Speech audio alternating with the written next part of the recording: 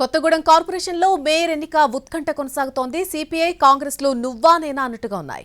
రెండు పార్టీలు మిత్రపక్షమే అయినప్పటికీ మేయర్ పీఠంపై మాత్రం కన్నేశాయి. దీంతో ఇద్దరికి సమానంగా డివిజన్లు రావడంతో ఇరు పార్టీలు మేయర్ను కైవసం చేసుకునేందుకు పావులు కదుపుతున్నాయి. కొత్తగూడెంలో మిత్రుల మధ్య గత కొంతకాలం నుంచి విభేదాలొస్తున్నాయి. దీంతో అక్కడ సిపిఐ కాంగ్రెస్లు పంచాయతీ ఎన్నికల నుంచి వేర్వేరుగా పోటీ చేస్తున్నారు. కొత్తగూడెం ఎమ్మెల్యే కూనంనేని సాంబశివరావుకు కాంగ్రెస్ మద్దతిచ్చింది. కొత్తగూడెంలో 60 డివిజన్లుండగా అందులో సిపిఐకి 22, కాంగ్రెస్కి 22 సీట్లు వచ్చాయి.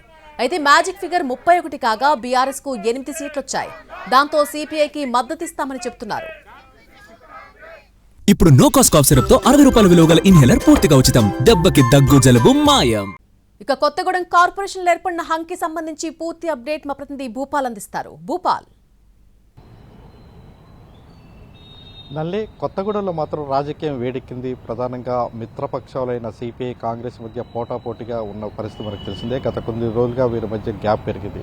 ఈ నేపథ్యంలో కార్పొరేషన్కి జరిగిన ఎన్నికల్లో సిపిఐకి 22, కాంగ్రెస్కి 22 రావడంతో ఉత్కంఠమైన పరిస్థితి. మొత్తం 60 డివిజన్లు ఉంటే అందులో మ్యాజిక్ ఫిగర్ 31గా ఉంటుంది.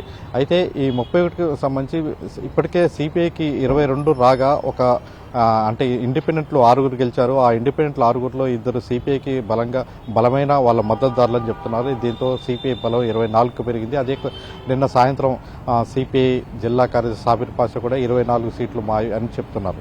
అయితే మరోవైపున బీఆర్ఎస్ పార్టీకి సంబంధించిన 8 సీట్లని, అంటే 8 మంది డివిజన్లని మేము బేషరతుగా మద్దతు ఇస్తామని కేటీఆర్ స్పష్టం చేసిన విషయం తెలిసిందే. ఇదే సందర్భంలో మాజీ మంత్రి వనమాయ వెంకటేశ్వరరావు ఇంట్లో ప్రత్యేకంగా బీఆర్ఎస్ కార్పొరేటర్లతో సమావేశం అయిన తర్వాత బయటికి వెళ్తున్న సందర్భంలో రాంబాబు అనే కార్పొరేటర్ని కొంతమంది తీసుకుని వెళ్లారు. దీంతో ఇది కాంగ్రెస్ వాళ్ళు కిడ్నాప్ చేశారని బీఆర్ఎస్ వాళ్ళు ఆందోళన చేయడం, రాంబాబు ఇంటి ముందు మాజీ మంత్రి వనమాయ వెంకటేశ్వరరావు ధర్నా చేయడం ఇవన్నీ కూడా జరిగింది. ఆ తర్వాత ఈ రాంబాబుని మాత్రం తల్లాడ సమీపంలో వదిలిపెట్టారని చెప్తున్నారు.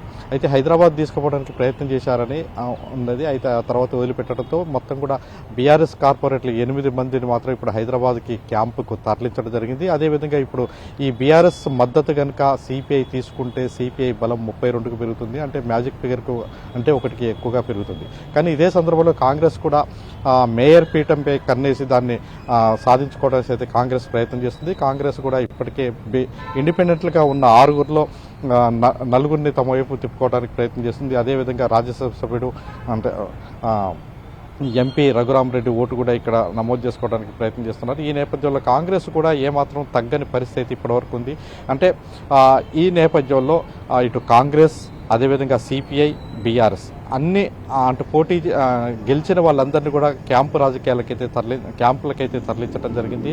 వాళ్ళందరూ కూడా 16వ తారీఖు నాడు మేయర్ ఎన్నిక సంబంధించి ఆ రోజు మాత్రం ఇక్కడికి వచ్చే అవకాశం ఉంది. అయితే అక్కడ కూడా పరిస్థితి అనుకూలిస్తే మాత్రమే, అంటే ఎన్నిక జరిగే పరిస్థితి, ఎన్నికల్లో ఒక కాంగ్రెస్ అంటే బీఆర్ఎస్ సిపిఐ కలిసి సిపిఐ బీఆర్ఎస్ మద్దతు తీసుకుంటుందా తీసుకోదా అనేది ఇంకా స్పష్టత ఇవ్వని పరిస్థితుంది. కాంగ్రెస్ పోటీ విషయాల్లో కూడా ఎట్లా చేస్తుందో తెలియని పరిస్థితుంది. మొత్తం మీద కొత్తగూడెం రాజకీయం మాత్రం మేయర్ పదవి విషయంలో రాజకీయం మాత్రం కొంత ఉత్కంఠమైన పరిస్థితి ఉంది. నల్లి right Bhupal, thank you for the update.